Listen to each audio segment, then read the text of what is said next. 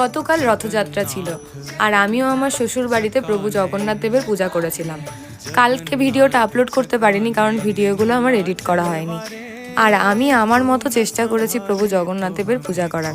আমি অত নিয়ম কানুন জানি না, প্রভু যেরকম চেয়েছেন আমি সেটুকুই করেছি।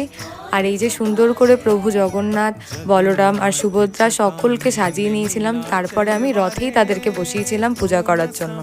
আর আগের বছর থেকেই আমি প্রভু জগন্নাথ দেবের পূজা করছি, এই নিয়ে দ্বিতীয় বছর ছিল পূজা করার। তারপর ওনাদের বসিয়ে দিয়েছিলাম আমি রথে। মহাপ্রভু জগন্নাথ আর বলরামকে বসিয়েছিলাম নিচে আর সুভদ্রাকে বসিয়েছিলাম উপরে, যেহেতু জায়গাটা একটু কম হয়েছিল। তো কেমন হয়েছিল রথ সাজানো সেটা তোমরা অবশ্যই জানিও। আর আমাদের মন যা চেয়েছিল সেটুকুই আমরা করেছি প্রভু জগন্নাথ দেবের জন্য। উনি সকলের মঙ্গল করুন।